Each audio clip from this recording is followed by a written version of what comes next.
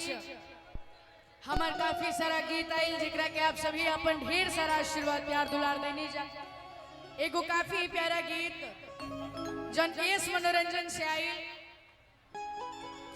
आप सब आशीर्वाद देनी जा। 2 दिन तक नंबर 1 ट्रेंडिंग में भी रहे, इंस्टाग्राम पे अभी भी बाटे। वो गाना कौन रहे? अरे इसको बनाइए। ओ कश्मीर के फ्रूट लागेलू, कौन बनाइए इसका? काला सूट में क्यूट लागेलू, काला अखिया के कजराई जान, तू काला काला तिल कूट लागेलू, उड़े वाली पैरासूट लागेलू, काला सूट में क्यूट लागेलू। रउआ सभी गीत सुन ले मानी जानू? सुने है ना भाई सब लोग? अब के बाद ओ कश्मीर के फ्रूट लागेलू, कश्मीर के फ्रूट लागेलू, काला सूट में तू फ्रूट लागेलू, कश्मीर के फ्रूट लागेलू,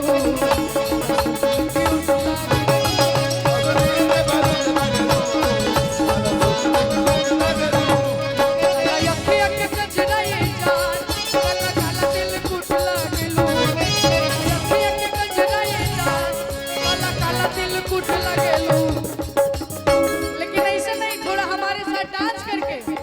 कश्मीर के फ्रूट लागेलू,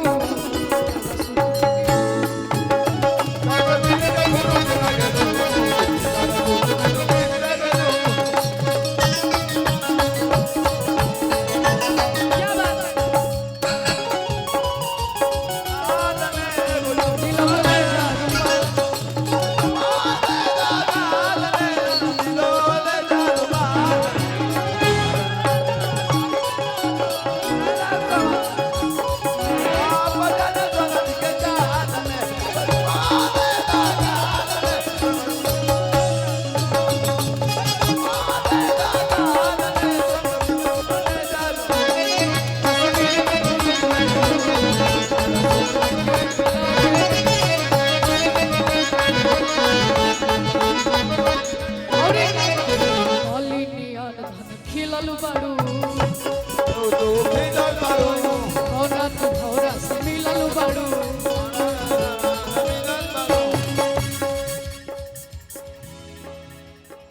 क्या हुआ?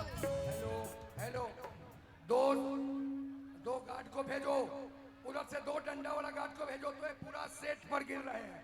आप हटोगे या नहीं? अरे भाई उधर मशीन है, गिर जाएगा तो कैसे चलेगा? को डिस्टर्ब करके रखा है, भेजो 2 को, व्यवस्था करवा देते हैं। पूरा सेट को गिरा दिया, उधर से 7 लाओ ना 2 को। आप लोग हटिए, वहां से हटिए। अरे वहां सिस्टम है, खराब हो जाएगा तो बजेगा नहीं भाई।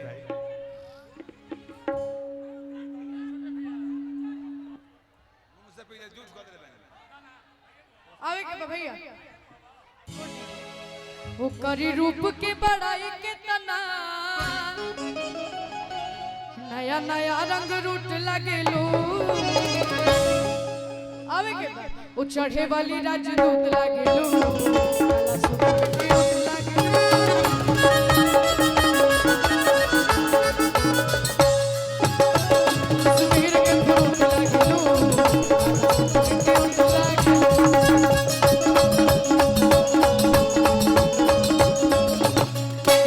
क्यूट लगेलू, कश्मीर के फ्रूट लगेलू, काला सूट में क्यूट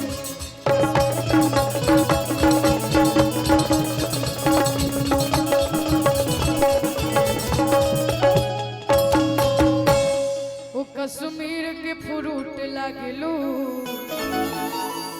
काला सूट में क्यूट लागेलू।